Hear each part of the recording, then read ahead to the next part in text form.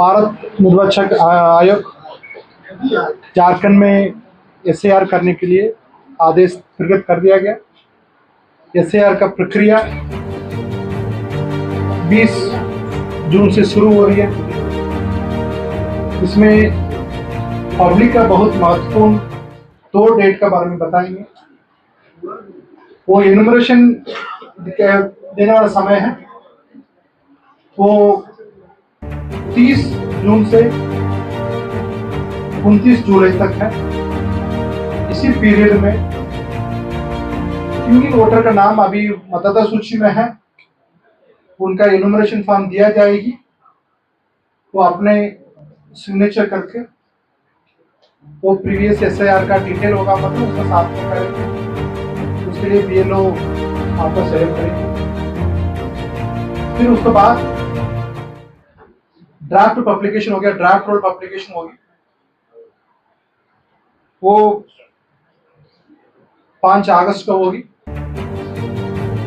उसके बाद किसी भी वोटर का कोई भी क्लेम्स ऑब्जेक्शन होगी, वो कार्यवाही होगी। नया वोटर 30 जून से ही एप्लीकेशन दे पाएंगे।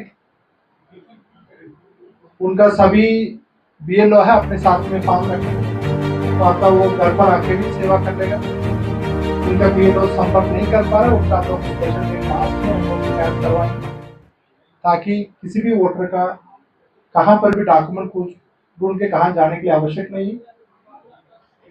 सभी सेवा अपने घर पर कराई जाएगी।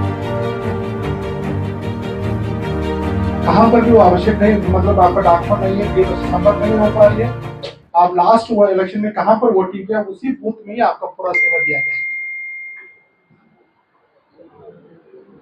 सभी वोटर अपने एनुमरेशन फॉर्म सिग्नेचर करके दे दिया। उनका 2-3 में मैपिंग हुआ नहीं हुआ, उनका सबका नाम ड्राफ्ट में आएगी।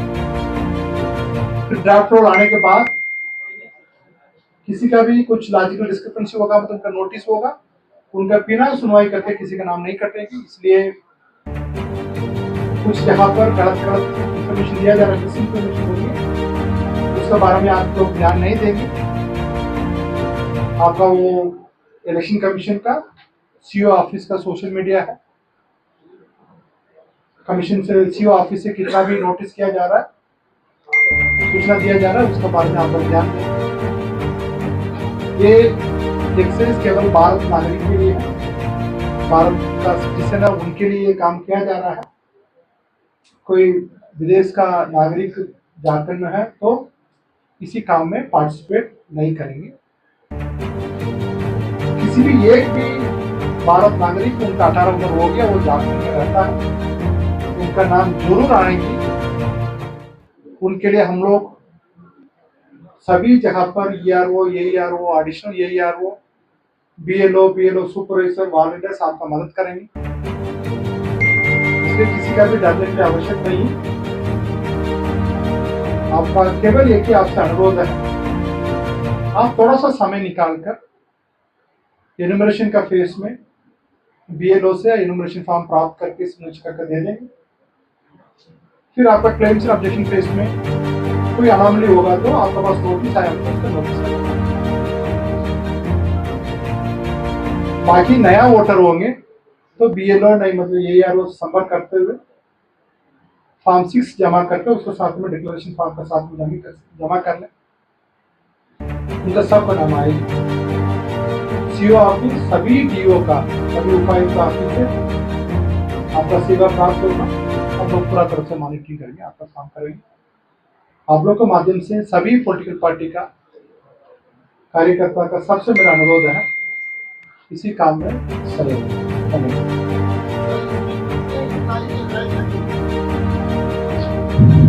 टोटल मान लीजिए आपका ऊपर से शुरू करेंगे सीओ ऑफिस, उसके बाद तो 5 डिविजनल कमिश्नर, 24 डीओ, 81 ईआरओ, फिर उसके बाद तो 3 पार्टी के आसपास में आपका एईआरओ, एडिशनल एईआरओ 80, फिर उसके बाद लगभग 32,000 बीएलओ, फिर लगभग 4,000 बीएलओ सुपरवाइजर, फिर उसके बाद तो वॉलंटियर, सब मिलाकर लगभग 50,000 का आसपास आदमी लगेंगे ये काम करना। इसलिए प्रत्येक वोटर तक हम लोग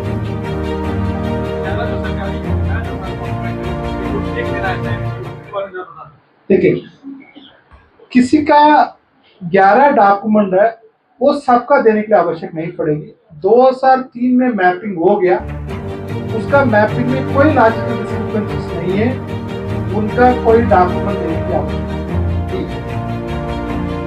केवल उनका 2003 में नाम नहीं था, उसमें लॉजिकल डिस्क्रिपेंसी है, उनका डॉक्यूमेंट देना होगा। वो 11 डॉक्यूमेंट में एक डॉक्यूमेंट, वो भी उनका जन्म तिथि के ऊपर पर, मतलब 1 जुलाई 1987 का पहले होगा मतलब उसका सेल्फ जोड़ा जाता है, तो अपने को स्वयं का डॉक्यूमेंट देंगे।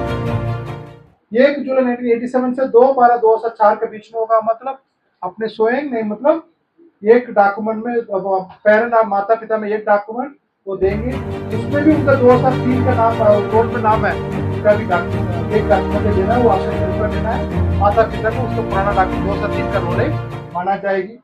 किसका जन्म 2/12/2004 का है, उनका अपने अपने दोनों पेरेंट्स का देना है, उनका भी पेरेंट्स का नाम 2003 में रोल में है, केवल उसी का रोल का आधार पर। इसलिए ज्यादा डॉक्यूमेंट मांगा जा रहा है ऐसा तो नहीं है, केवल किसका मैपिंग नहीं हुआ उनकी केवल मांगा जाएगी। नया वोटर जमा करना उसका करना है, इससे बहुत अपने कोई डॉक्यूमेंट का दिक्कत आवश्यक नहीं पड़ेगी। 11 डॉक्यूमेंट में पर्याप्त जाकर